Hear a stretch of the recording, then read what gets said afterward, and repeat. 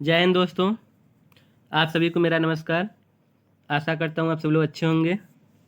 मैं राहुल प्रजापति आप सभी के लिए UP police sub inspector SI का रीजनिंग का सीरीज लेकर आया हूँ। इस सीरीज में जो 2021 में एसआई का पेपर हुआ था ऑनलाइन मोड से, उसमें जितने भी रीजनिंग के क्वेश्चन आए थे उसको स्टेप बाय स्टेप लेकर आया हूँ। आज 13 नवंबर 2021 मॉर्निंग शिफ्ट का पेपर लेकर आया हूँ। अगर सेशन अच्छा लगे तो लाइक सब्सक्राइब एंड शेयर जरूर करिएगा। चलिए क्वेश्चन चलते हैं। पहला क्वेश्चन देखते हैं। पहला क्वेश्चन क्या है?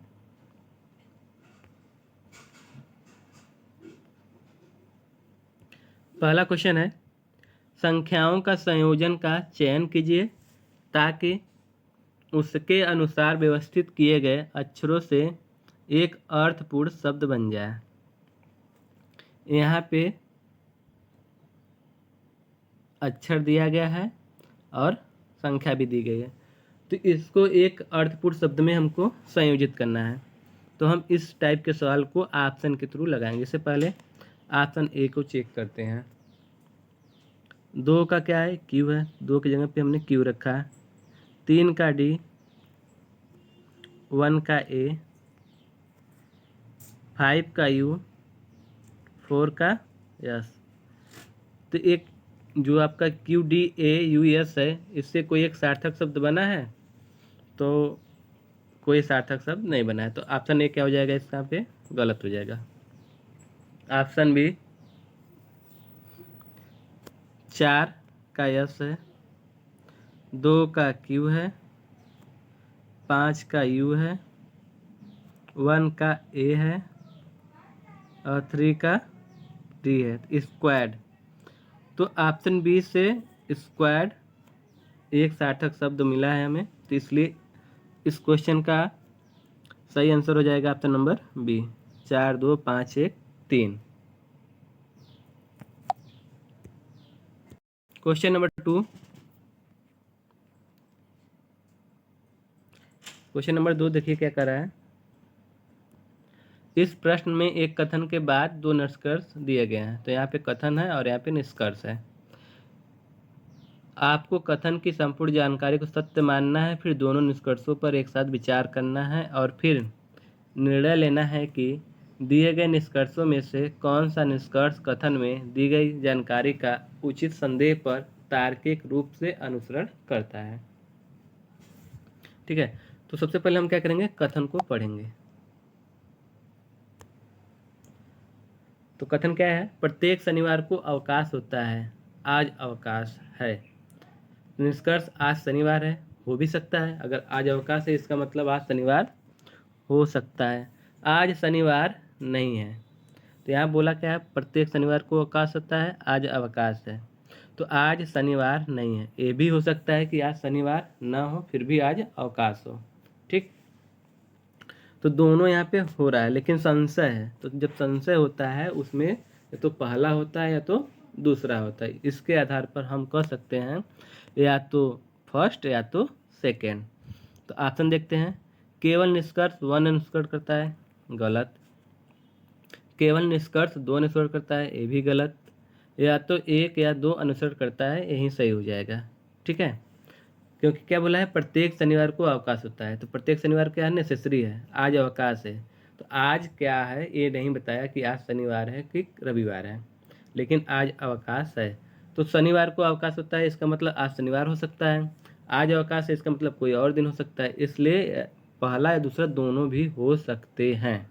ठीक, इसके अकॉर्डिंग आपका ऑप्शन नंबर सी क्या हो जाएगा? सही हो जाएगा। या तो फर्स्ट या सेकेंड अनुसरण करता है। चलिए नेक्स्ट क्वेश्चन चलते हैं। कुछ ऑप्शन भी दिया है, तो सी, तो किस ऑप्शन में है सी? ऑप्शन नंबर डी में है, तो इसका आंसर हो जाएगा ऑप्शन नंबर डी, करेक्ट हो जाएगा। अगले क्वेश्चन चलते हैं। Question number 3। आज गुरुवार है, 16 दिन बाद कौन सा वार होगा? आज गुरुवार है तो 16 दिन बाद कौन सा वार होगा ये बताना है। तो हम क्या करेंगे? 16 को 7 से डिवाइड कर देंगे। 7 दूना 14, शेषफल क्या बचा? 2। हम क्या करेंगे, अब गुरुवार में +2 ऐड कर देंगे, गुरुवार में +2 ऐड कर देंगे। तो गुरुवार, फ्राइडे, सैटरडे, तो क्या आया, शुक्रवार और शनिवार। तो कौन सा वार होगा 16 दिन बाद, शनिवार होगा। तो ऑप्शन नंबर डी क्या हो जाएगा, एकदम करेक्ट आंसर हो जाएगा। तो 3 का ऑप्शन नंबर डी सही है। क्वेश्चन नंबर 4, दी गई श्रृंखला में अगला पद ज्ञात कीजिए। अब यहाँ पे एक श्रृंखला दी गई है, पर्सोनिफिकेशन, फिर अब पर्सोनिफिकेशन में कट कर रहा है, क्या कट किया है, पीई इसमें कट कर दिया है और ON कट कर दिया है। ठीक है, इसका मतलब है कि इसमें से -2 आगे और पीछे दोनों जगह से हुआ है। अब इसमें देख रहे हैं कि +1 हुआ है आगे पीछे, फिर -2 हुआ है, इसमें -2 हुआ है आगे पीछे से, फिर इसमें +1 हुआ है, फिर यहाँ पे क्या होगा, -2 होगा आगे और पीछे दोनों से। तो 2 काट देंगे यहाँ से, 2 काट देंगे यहाँ से, बचा क्या, ONIFICA, ONIFICA क्या हो जाएगा आपका, ONIFICA। तो ऑप्शन नंबर बी कहीं दिख रहा है हमको, यहाँ पे दिख रहा है, ONIFICA करेक्ट आंसर हो जाएगा। समझ में आया, बहुत सिंपल था कि पहले आगे और पीछे 2 काटा, फिर 1 यहाँ पे इसमें से 1 प्लस किया, फिर इसमें से 2 माइनस किया, फिर 1 प्लस किया आगे पीछे से, फिर यहाँ पे माइनस कर दिया। ठीक, तो ANIFIC है। अगले क्वेश्चन चलते हैं। क्वेश्चन नंबर 5, प्रश्न चिन्ह को उस विकल्प के साथ बदलें जो पहले युग्म में लागू तर्क का अनुसरण करता है। मतलब जो सी है 27 से किस प्रकार रिलेटेड है, पहले हमको ए ज्ञात करना है। ठीक, तो सी का प्लेस वैल्यू क्या होता है, 3, सी का प्लेस वैल्यू 3, 3 का क्यूब क्या होता है, 27 होता है। इसी प्रकार 5 का प्लेस वैल्यू ई का प्लेस वैल्यू 5 होता है, तो 5 का क्यूब क्या हो जाएगा, 125। तो ऑप्शन नंबर सी क्या हो जाएगा, करेक्ट आंसर हो जाएगा। तो 5 का option number C is right answer. Question number 6, यदि R का अर्थ जोड़ना है, Q का अर्थ गुणा है, S का अर्थ घटाना है, P का अर्थ विभाजन है, तो अब हमको इसमें रखना है, इसको सॉल्व करना है। तो 11, Q का अर्थ क्या है, गुणा, 4, P का अर्थ है विभाजन 2, R का अर्थ है जोड़ना 7 और S का अर्थ है -55। पहले भाग करेंगे, 2, 11 दूना 22, 22 7 29, 29 -55 करेंगे तो क्या आएगा, -26। तो क्या आया यहाँ पे, -26 होना चाहिए था, लेकिन 26 दिया है, तो इसका राइट आंसर क्या हो जाएगा, ऑप्शन नंबर सी करेक्ट हो जाएगा। ठीक है,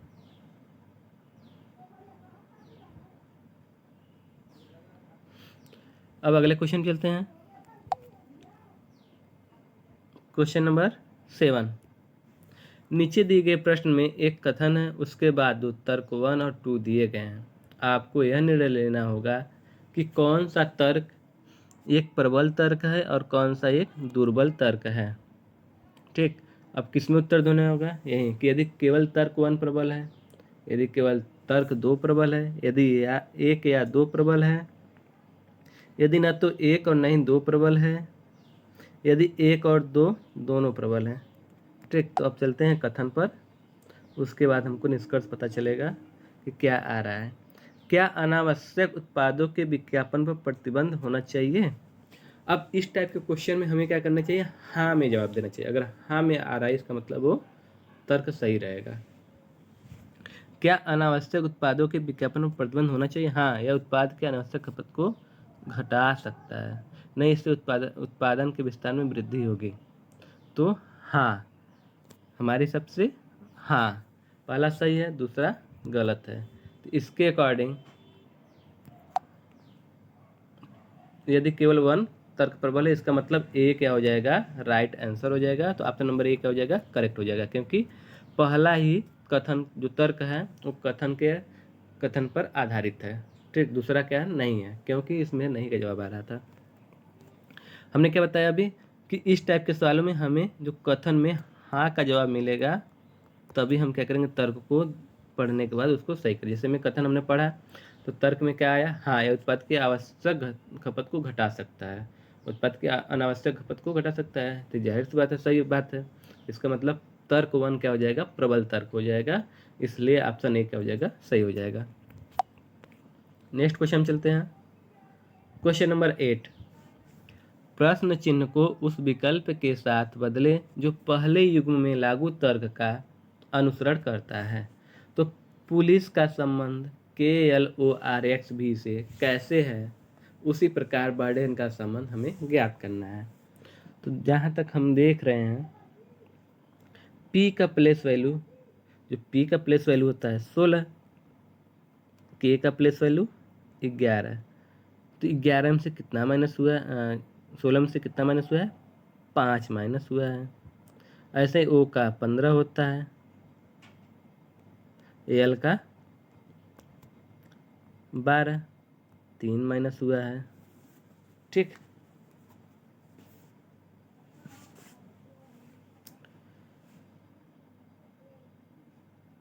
तो यहाँ हमको दिख रहा है कि माइनस वाला नहीं लग रहा है, हमको यहाँ पे एक चीज़ और दिख रहा है,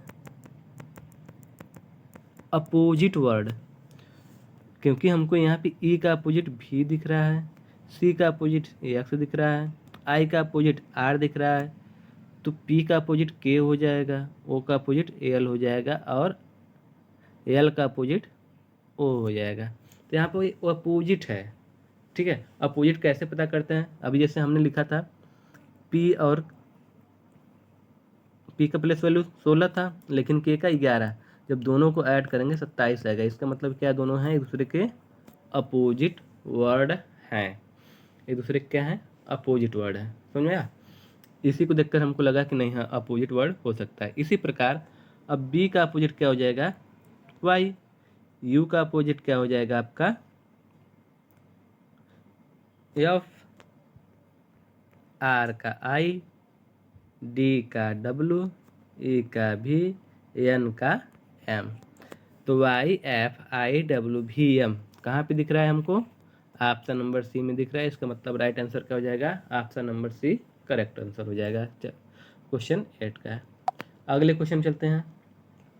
क्वेश्चन नंबर 9, दी गई श्रृंखला में प्रश्न चिन्ह के स्थान पर क्या लिखा जाएगा। यहाँ पे क्या आएगा, आप देख रहे हैं, बहुत सिंपल दिख रहा है कि जेड का प्लेस वैल्यू 26 होता है, डब्ल्यू का 23 होता है, जे का 10 होता है, ई का 5 होता है, 20 किसका है, टी का। तो ऑप्शन नंबर ए क्या हो जाएगा, करेक्ट हो जाएगा। यहाँ पे प्लेस वैल्यू दिया गया था, जो शब्द है उसका स्थान का, शब्द का स्थान दिया गया था। तो क्वेश्चन नंबर 9 का option number A correct answer है। अगले क्वेश्चन चलते हैं। क्वेश्चन नंबर 10, निम्नलिखित में से सभी स्टार चिन्हों को प्रतिस्थापित करने और संतुलित करने के लिए गणितीय संकारकों के अनुक्रम के उपयुक्त समुच्चय का चयन कीजिए। मतलब यहाँ पे जो, अब इस टाइप के सवालों में हमने क्या बताया था कि ऑप्शन के थ्रू चलते हैं। पहले हम भाग को ट्राई करेंगे, फिर गुणा वाले को ट्राई करेंगे, तब प्लस को तब माइनस को। तो भाग वाले को रख कर देते हैं, 72 भागे 9 इंटू 3 बराबर 24। तो 9 अट्ठे 72, 3 अट्ठे 24, 24 बराबर में 24। इसका मतलब ऑप्शन नंबर सी क्या हो जाएगा, करेक्ट आंसर हो जाएगा। Option number C is right answer. ठीक, देखिए कितना जल्दी से पा गए। अगर यही हम पहला ऑप्शन ए से चेक करते हैं, फिर बी को करते हैं, तब सी को चेक करते हैं, ऐसे हमको एक जल्दी थोड़ा सा हो गया। अगले क्वेश्चन चलते हैं। क्वेश्चन नंबर 11, यह एक पुरुष एक लाइन में उत्तर पूर्व दिशा में अभिमुख होकर खड़ा है। उत्तर पूर्व दिशा, तो ये भैया आपका प्लस का निशान बना देते हैं। ये है आपका नॉर्थ, ये है आपका ईस्ट, ए है आपका साउथ और ए है आपका वेस्ट। जो व्यक्ति है किधर खड़ा है? उत्तर पूर्व दिशा में। इसका मतलब यहाँ पे कहीं ना कहीं खड़ा है मुख करके। यदि वह पुरुष 45 डिग्री दक्षिणावर्त, दक्षिणावर्त हमने क्या बताया था? क्लॉकवाइज, मतलब घड़ी की दिशा में घूम रहा है, जैसे घड़ी घूमता है वैसे घूम रहा है। तो 45 डिग्री घूमेगा, 45 डिग्री क्लॉक वाइज, और 135 डिग्री वामावर्त घूमता है, मतलब anti clockwise, anti clockwise 135 degree. तो घट जाएगा। अब 135 में से 145 घटा देते हैं, 5 5 गया 0, 13 में से 4 गया 9। इसका मतलब है ये घूमकर कहाँ आएगा? एंटी क्लॉकवाइज घुमाना है, 90 degree anti clockwise, anti clockwise, ठीक, क्योंकि 135 में हमने 45 को माइनस किया है। एंटी क्लॉकवाइज इसका मतलब है ये यहाँ से घूमते हुए 90 डिग्री यहाँ पहुँचेगा, क्योंकि इसके बीच का मान कितना है? 45 है। यहाँ भी 45 है, 45 45 90, यहाँ पे है। कहाँ पे आ गया? वेस्ट और नॉर्थ में, वेस्ट और नॉर्थ, उत्तर पश्चिम में। तो इसका राइट आंसर क्या हो जाएगा? राइट आंसर हो जाएगा आपका option number D. Option number D क्या हो जाएगा? राइट आंसर हो जाएगा 11 का डी। ठीक है,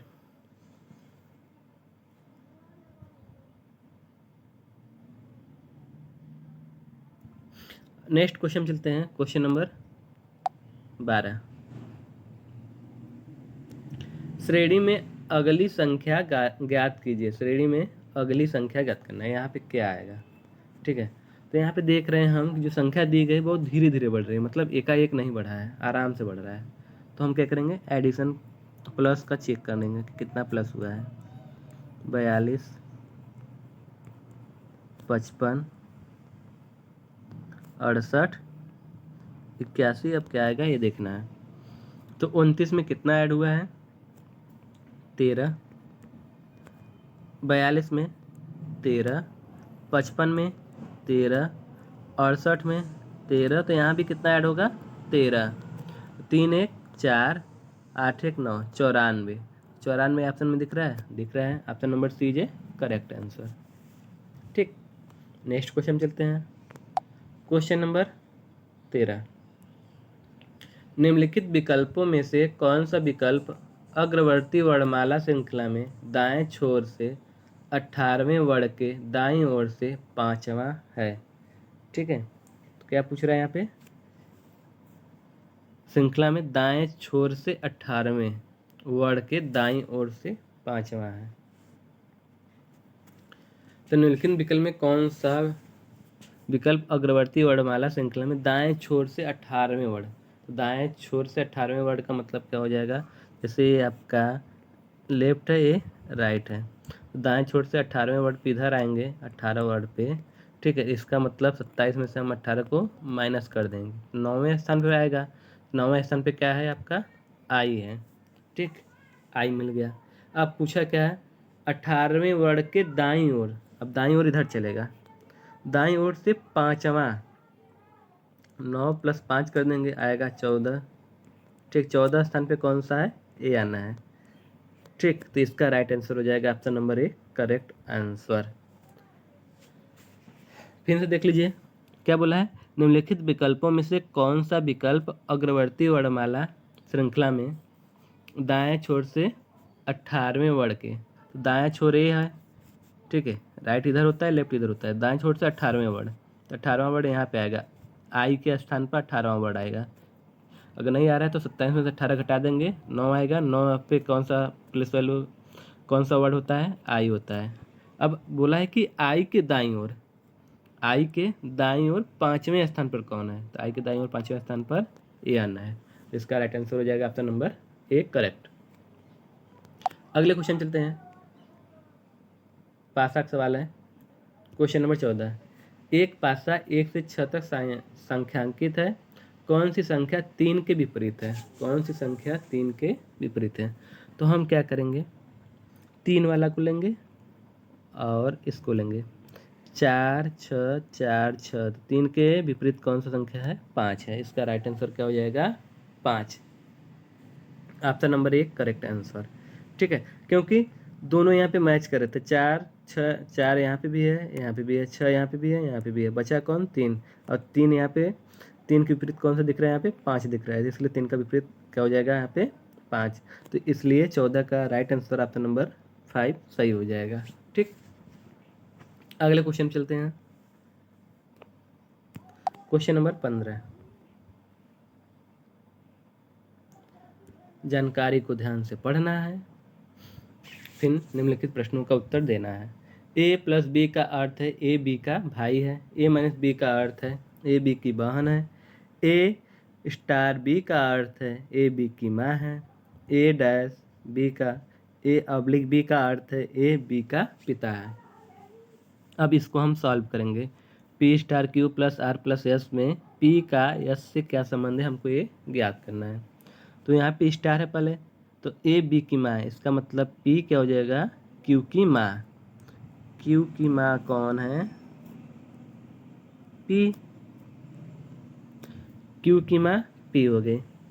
अब क्यू प्लस आर है, क्यू प्लस आर यहाँ पे है, तो क्यू आर का भाई है, क्यू आर का भाई है। आर प्लस एस है, आर यस का भाई है, आर यस का भाई है। ठीक है, ये माता है भैया। ठीक, तो इसका मतलब पी का यस से क्या संबंध है? यस का पी का यस से क्या संबंध है? तो माता का। ठीक है, माँ का। ऑप्शन नंबर सी क्या हो जाएगा? सही हो जाएगा।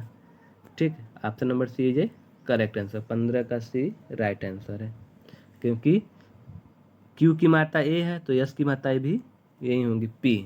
ठीक, तो यस की माता पी, तो इसलिए पी का यस से क्या संबंध है? पी का संबंध है माँ का। तो 15 का right answer option number C. Next question, question number 16। एक निश्चित कूट भाषा में क्लीन एंड नीट को सोरानी के रूप में लिखा जाता है। नीट वाइट फ्लोर को जापा रा के रूप में लिखा जाता है। ब्राइट क्लीन फ्लोर को नीजामा के रूप में लिखा जाता है। तो दी गई कूट भाषा में एंड के लिए कूट शब्द क्या है? तो एंड के लिए हमको बताना है। तो देखते हैं भैया, एंड इसी में है। अब देखते हैं क्या क्या इसमें से कौन सा इस दोनों में नहीं है। ठीक है, नी काट दीजिए, रा काट दीजिए, सो है। तो ऑप्शन नंबर सी क्या हो जाएगा? करेक्ट आंसर हो जाएगा, क्योंकि दोनों में प्रेजेंट है, एंड सिर्फ अकेला है, इसलिए हमने क्या किया? पहले से ही छाट दिया कि आर इसमें भी, आर इसमें भी है, नी भी इसमें है, इसमें है। ठीक, तो एंड का सिर्फ क्या बचा? यस ओ। तो ऑप्शन एंड के लिए कूट शब्द क्या है? यस ओ। तो ऑप्शन नंबर सी क्या हो जाएगा? करेक्ट आंसर हो जाएगा। Question number 17। ए किसी कतार के आरंभ से 5वें स्थान पर खड़ा है और ए एवं बी के बीच 3 व्यक्ति हैं। बी ए के बाद खड़ा है। यदि पहले व्यक्ति को कतार से हटा दिया जाता है तो कतार के आरंभ से बी कौन से स्थान पर है? फिर देखते हैं, अब शुरू से लगाना चालू करते हैं। ए किसी कतार के आरंभ से 5वें स्थान पर खड़ा है। मान लीजिए कतार यहाँ से स्टार्ट हुआ, तो कहाँ पे खड़ा है? यहाँ पे 5वें स्थान पर खड़ा है।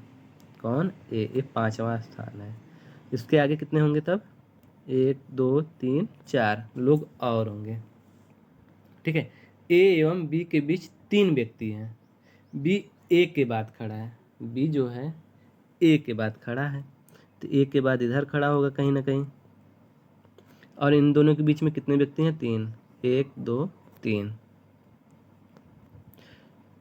यदि पहले व्यक्ति को कतार से हटा दिया जाता है, तो पहले व्यक्ति को हमने कतार से हटा दिया, तो कतार के आरंभ से बी कौन से स्थान पर है?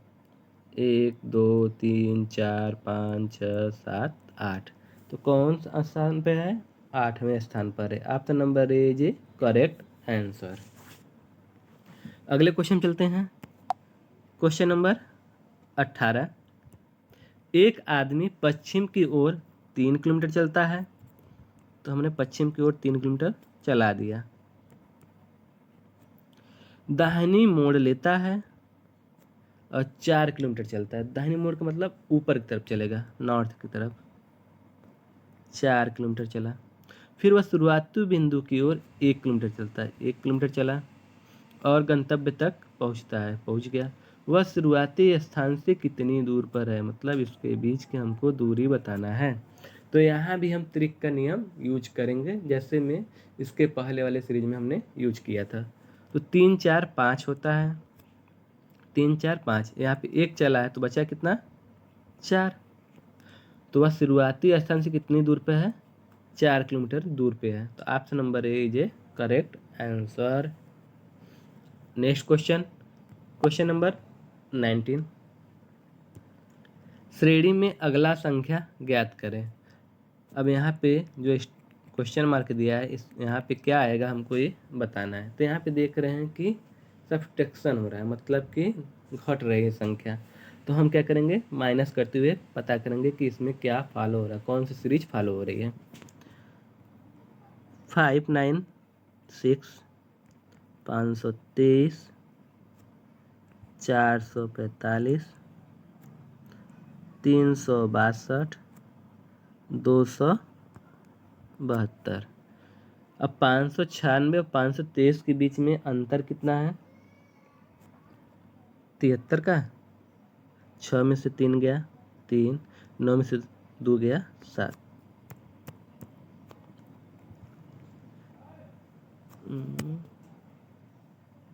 73 का अंतर है। अब 523 में से 445 कितना अंतर है, 13 में से 5 गया 8, इसका मतलब 78 के लगभग होगा। 445 और 362 में कितने का अंतर है, 83 का। 362 और 272 में कितने का अंतर है, सॉरी 272 नहीं 74 है।